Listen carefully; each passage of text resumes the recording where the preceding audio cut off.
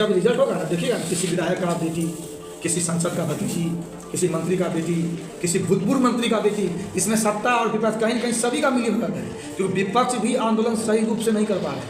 ये बताइए कि सितंबर अक्टूबर में चुनाव है और एक भी विपक्ष संगठन बताइए जो मजबूती के साथ आंदोलन कर रहे हो, नहीं कर रहे। तो मुझे तकलीफ सत्ता के साथ, मुझे विपक्ष से भी तकलीफ हो रही है कि आप संगठित होकर आंदोलन क्यों नहीं कर रहे हैं। नमस्कार, अभी हम मौजूद है पूर्णिया के रंगभूमि मैदान डीआईजी चौक पे, और यहाँ पे हम आज एक कंसेप्ट में आए हुए हैं जहाँ पे बीपीएससी के छात्रों की तैयारी होती है, बीपीएससी की तैयारी करवाई जाती है। और आज जो बीपीएससी को लेकर के, री एग्ज़ाम को लेकर के जो पटना के गर्दनी बाग में जिस तरह से आंदोलन कई दिनों से लगातार चल रहा है, उसमें खासकर अब राजनीतिक पार्टियों के द्वारा, और जैसे जिस तरह से प्रशांत किशोर के द्वारा भूख हड़ताल किया जा रहा है, वहीं एक तरफ पप्पू यादव ने आज पूरा बिहार भर में चक्का जाम का जो बात की। चक्का जाम कहाँ तक आज सफल रहा, नहीं रहा, क्या कुछ खास हुआ, हम उन सब बातों पे चर्चा करेंगे। लेकिन ये जो आंदोलन है, छात्रों का जो आंदोलन है, वो क्या उसमें राजनीतिक पार्टियों का जिस तरह से हस्तक्षेप हुआ है, और छात्र बटे बटे से हैं। एक तरफ प्रशांत किशोर जी भूख हड़ताल पे बैठे हुए हैं और कुछ छात्र उनके भी साथ नजर आ रहे हैं, और एक तरफ पप्पू यादव हैं जो कि बिहार भर में आज चक्का जाम करने की बात कर रहे थे। कुछ छात्र उनके भी समर्थन में हैं। छात्र पप्पू यादव के समर्थन में हैं, प्रशांत किशोर के समर्थन में हैं, या प्रशांत किशोर या पप्पू यादव छात्रों के समर्थन में हैं। हम शिक्षक जो है हमारे राहुल सर, हम उनसे बात करेंगे और उनसे जानेंगे, क्योंकि उनको भी देखा गया कि पूर्णिया में इस आंदोलन को लेकर के छात्रों के बीच वो मौजूद नजर आए, और बीपीएससी री एग्ज़ाम को लेकर के वो मांग करते हुए नजर आए थे। हम उनसे बात करते हैं और क्या कुछ खास जानकारी वो देते हैं। आंदोलन को आप किस रूप में देखते हैं? सबसे पहले तो देखिए, सबसे बड़ी समस्या ये है ना कि आंदोलन जो है दिग्भ्रमित हो चुका है, और इसमें जो है अलग अलग दिशाओं में बढ़ चुका है। जो आंदोलन प्रारंभ में दिशाओं में बढ़ जाए, बहुत सारी दिशाओं में, तो वो लंबा नहीं चल सकता। अब देखिए, कल एग्ज़ाम है, आज ही आपने बताया है कि अभी जो एक तरफ भूख हड़ताल बैठे हुए हैं हमारे, और दूसरी तरफ जो है चक्का जाम की बात है। अगर वो दोनों एक साथ आकर के एक मोर्चा पर अगर सब एक साथ होकर के संगठित होकर वो आंदोलन करते तो साथ स्वरूप कुछ और होता।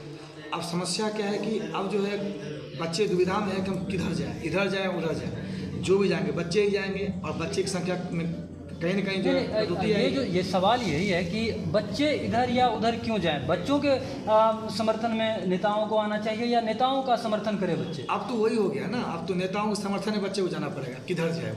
अगर ये सभी एक बैनर के तले बिना किसी राजनीतिक पार्टी के नाम लिए बच्चे के हित में यदि ये आंदोलन आगे बढ़ता, तो शायद जेपी पार्ट 2 ये होने वाला होता। बिहार में फिर से बिहार में देखने को मिलता। जेपी जो आंदोलन हुआ था वो भी बच्चे के हित में ही हुआ था, बच्चे के द्वारा किया गया था।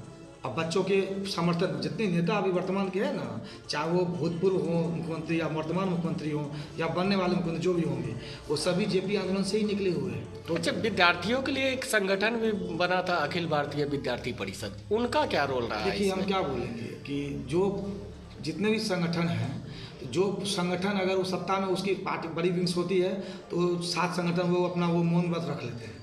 अगर मान लीजिए अभी सरकार अगर बीजेपी की है तो एपी भी मौन व्रत रखेंगे, और जब मान लीजिए आरजेडी की अगर सरकार बनेगी तो आरजेडी जो 6 संगठन है, जो 6 संगठन है, वो मौन व्रत में आ जाएंगे। तो ये बहुत बड़ी समस्या है कि जो भी पार्टियाँ हैं उनसे 6 संगठन को अलग रहना चाहिए। अगर अभी सभी 7 संगठन एक साथ होकर संगठित होकर वो अगर आवाज़ उठाते बच्चों के लिए, तो कहीं ना कहीं आंदोलन क्या होता, मजबूत होता, और सरकार को री एग्ज़ाम लेना पड़ता। अब तो लगता है कि एडमिट कार्ड रिलीज हो गया, कल एग्ज़ाम ले ही लेगा। अब हमको समझ नहीं आ रहा कि अगर एग्ज़ाम फिर से लगा तो ये सफल होगा कि नहीं होगा, क्वेश्चन का पैटर्न कैसा होगा। हालांकि नॉर्मलाइजेशन को लेकर एक बात कहा गया कि नॉर्मलाइजेशन नहीं करेंगे, हम जो है एक स्केलिंग की बात वो कर रहे हैं, स्केलिंग करेंगे। अब उसका प्रारूप क्या होगा, कैसे होगा, लेकिन जो भी हो, अब हमें लग रहा है कि फिर आगे कोई समस्या ना हो जाए, क्वेश्चन का लेवल टफ हो गया तो उसमें देखने को मिलेगा कि जो बच्चे एग्जाम देंगे अब वो आंदोलन में कूद जाएंगे। तो एक तरफ आयोग अड़ी हुई है और एग्ज़ाम लेना ही है कल, जिस तरह का भाव दिख रहा है, और एक तरफ भूख हड़ताल है, चक्का जाम है, और छात्र आंदोलन पे बैठे हुए हैं। तो क्या लगता है कि छात्रों की सुनी ही नहीं जाती? देखिए, सबसे बड़ी बात क्या है कि 4 से 5 लाख जो बच्चे फॉर्म भरे थे, उनमें से लगभग 2 लाख बच्चे जो होते हैं वो सब फॉर्म भरते हैं। रेलवे भरेंगे, एसएससी भरेंगे, बैंकिंग भरेंगे, और अभी एक एग्ज़ाम का सीज़न चल रहा है। तो सबसे बड़ी समस्या होगी कि 5 लाख एक तो संख्या ऑलरेडी कम हो जाती है, उनमें से 1-1.5 लाख बच्चे जो रेलवे वाले हैं वो रेलवे एग्जाम इंगेज हो गए हैं, तो वो उसका एग्ज़ाम चल रहा है, तो एग्ज़ाम देंगे कि वो आंदोलन में शामिल होंगे। दूसरी वाली बात क्या हो गई है कि जो 1 लाख प्रॉपर बच्चे बीपीएससी के हैं, उनमें से वो बच्चे दिल्ली में रहते हैं, तो वो दिल्ली में तैयारी करेंगे कि वो पटना आके आंदोलन करेंगे। तो बच्चे कहीं ना कहीं बटे हुए खुद भी हैं। अगर वो 4 से 5 लाख बच्चे यदि वो एक साथ एक मंच पे आके पटना में आंदोलन करते, तो कहीं ना कहीं पूर्णिया के प्रत्येक जिलों से दूसरे बच्चे भी शामिल होते। तो मुझे लगता है कि बीपीएससी के जो ओरिजिनल बच्चे हैं वो खुद संगठित होकर के वो आंदोलन नहीं कर पा रहे, वो भी 100% वहाँ संगठित नहीं हो पा रहे। अन्य छात्रों की तो बात ही नहीं। हाँ, बिल्कुल नहीं कर पा रहे। अगर वो आंदोलन संगठित होकर करते ना तो संभवतः ये एग्ज़ाम कैंसिल होता। क्योंकि देखिए एग्ज़ाम में कहीं ना कहीं मुझे जहाँ तक लग रहा है क्यों कैंसिल इसलिए होनी चाहिए कि देखिए पहली बात तो अगर कहीं इतना बड़ा सेंटर आप बनाएं, आप पहले कह रहे थे कि भाई ये पूरा एशिया का सबसे बड़ा एग्ज़ाम सेंटर है, ये है वो है, इतना बड़ा एग्ज़ाम सेंटर है, तो आपके उस एग्ज़ाम से आखिर जो भी आपका तो क्वेश्चन लीक नहीं हुआ या हुआ इसको छोड़ दिया जाए, तो आखिर हंगामा तो हुआ। तो आपके पास इतना पुलिस फोर्स नहीं था कि उस हंगामे को शांत कर लेता, या इतना आपके पास पुलिस फोर्स उसमें इतना मैनेजमेंट नहीं था कि उस जो वहाँ पे विसंगतियाँ देखने को मिली कंट्रोल कर दिया जाता। इतना बड़ा सेंटर अगर आप 12,000 से ले रहे हैं, अभी देखिए ना, अभी जो एग्ज़ाम ले रहा है 4 तारीख को, उसमें 73 जो है पदाधिकारी को किया गया है, 73 एक एग्ज़ाम एक सेंटर के लिए, या जो भी है जितना सेंटर हो वो तो डिपेंड करेगा कितना अच्छा सेंटर बनाया गया। अब सोचिए अगर आप उस समय अगर ये प्रबंधन अच्छे से किए होते आज ये समस्या नहीं होती। आप कहते क्वेश्चन लीक ही नहीं हुआ, आप कहते हैं कि इन्वेलप इतना हार्ड है फटेगा नहीं, वो फट जाता है इन्वेलप। अब क्वेश्चन लीक नहीं हुआ कि 1.5 बजे कैसे आ गया, और अगर 1.5 बजे बाहर आया तो फिर मोबाइल अंदर कैसे गया, बार बार तो आप ही फंस रहे हैं ना। और ये वही आयोग है जो पहले कहता था कि हम 8-9 पेपर बनाएंगे, अलग अलग जो है मतलब पेपर रहेगा, और वो अलग अलग पेपर में बच्चे एग्जाम देंगे, फिर नॉमिनेशन करेंगे, ये करेंगे। फिर जब बच्चे संगठित हुए तो वो वापस आ गए ना। तो अगर बच्चे संगठित जितना से पिछली बार हुए थे नॉमिनेशन को लेकर के, अगर उतना संगठित इस बार होते तो शायद री एग्ज़ाम हो जाता।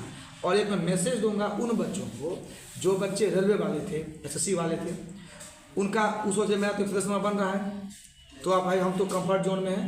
मैं उन्हें बताना चाहता हूँ 110 में भी नहीं होगा, क्योंकि ये बहुत बड़ा स्कैम होने वाला है।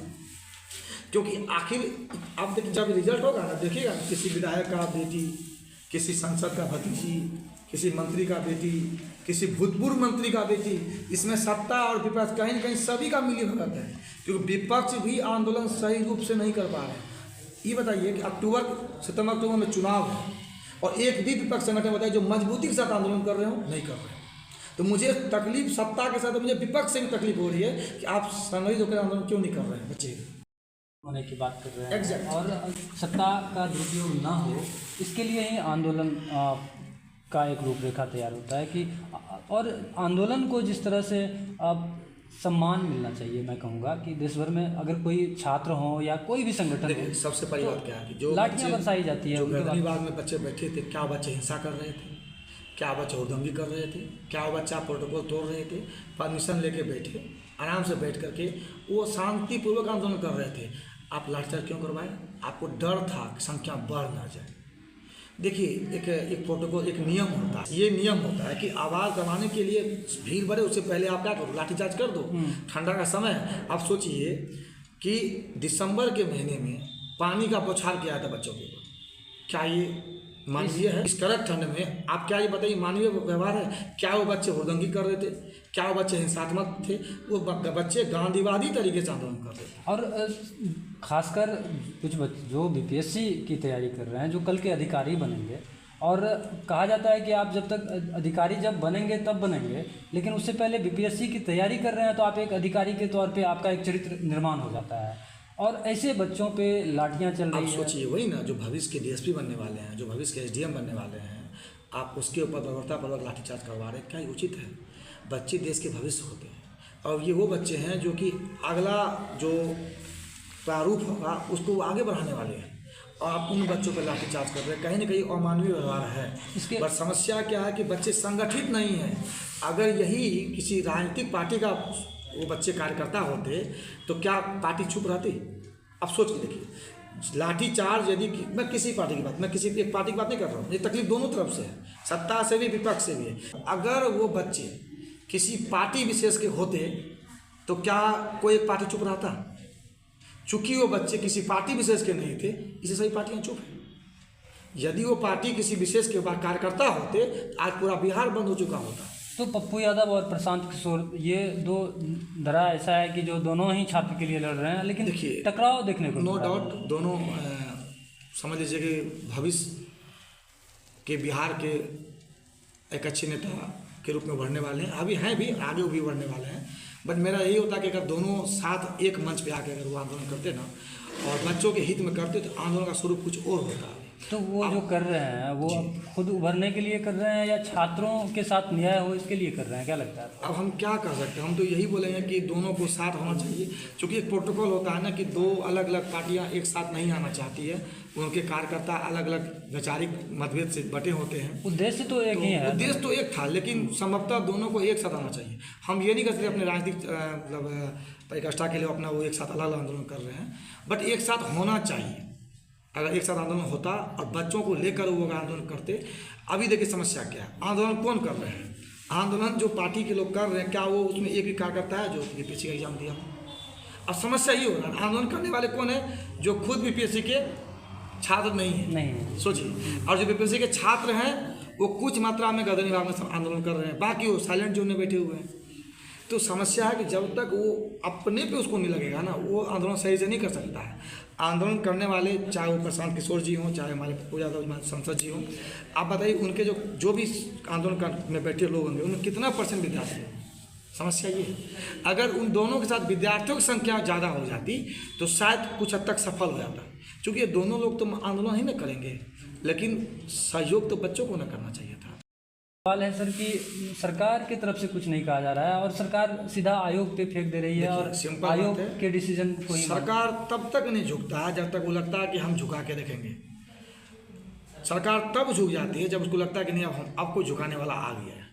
यदि आंदोलन तीव्र होता, आंदोलन का रूपरेखा थोड़ा मजबूत होता तो शायद सरकार पीछे आ जाती या आयोग पीछे आ जाते। तो क्या आंदोलन का जो आधार है वो कमजोर है क्या? आधार कमजोर नहीं, संख्या कमजोर है। संख्या आप ही बताइए, जो नॉर्मलाइजेशन को लेकर जो आंदोलन किया गया था उसकी संख्या और वर्तमान की संख्या क्या दोनों बराबर है? दोनों बराबर नहीं है। यदि उसी संख्या में बच्चे आ जाए ना, अभी कल एग्जाम में आज आ जाए तो समझता कल एग्जाम रद्द हो जाएगा। या जितने जहाँ पे सेंटर पे लोग हैं सेंटर जहाँ जहाँ पड़ा है वहाँ सही बच्चे जाके वहाँ पे शांतिपूर्वक गांधी तरीके से आप आराम से आंदोलन करिए ना। आप कलापति बांध के संख्या बढ़ाइए ना, 10 से 15 भी नहीं पहुँचने वाले हो। आपके द्वारा भी कैंडल मार्च निकाला गया था पूर्णिया में, वही तो हम बोल रहे हैं, निकाला गया था। 35 से 40 बच्चे आए थे, उम्मीद है कम से कम 100 बच्चे आएंगे, 150 बच्चे आएंगे। कारण पूर्णिया से कितने बच्चे होंगे लगभग बीपीएससी के कैंडिडेट? पूर्णिया से अंदाज कम से कम मैं बताता हूँ 1000-3000 बच्चे तो होंगे अप्रोक्स, लेकिन 20-25 बच्चे ही हैं। 30 बच्चे ही है, जबकि मैंने पूरा बाकायदा सभी ग्रुप में डाला था और वो भी सिर्फ कोचिंग के बच्चे थे, बाहरी बच्चे तो आए ही नहीं। जबकि मेरा मतलब ऐसा नहीं था आरजी को बैनर तले था, मतलब गाइड हम उसको नेतृत्व कर रहे थे, बट हम कोचिंग का कहीं भी चुनाव निशान नहीं था ताकि अदर कोचिंग के बच्चे भी जुड़े, ये हम चाहते थे। बच्चों से अपील यही करना चाहेंगे कि यदि छात्र हित में कोई भी पार्टियाँ, कोई भी शिक्षक यदि आंदोलन करते हैं तो आपको भागीदारी करनी चाहिए। आप ये भूल जाएँ कि मैं बीपीएससी का एग्जाम हुआ तो मैं तो रेलवे का बच्चा हूँ, मैं तो बिहार से का एग्जाम देने वाला हूँ। यदि आज बीपीएससी का अगर मैं कुछ समस्या देखने को मिल रही है, अगर आप साथ नहीं दे रहे हैं उनका, तो जो बच्चे बिहार से के एग्जाम देने वाले हैं ना, तो आपके साथ ही समस्या होगी, तो फिर आपके साथ वो लोग खड़े नहीं रहेंगे, आपस में आप बढ़ गए ना। छात्र हित एक होता है, क्वेश्चन लीक ना हो, क्वेश्चन एग्जाम में विसंगतियाँ ना हो।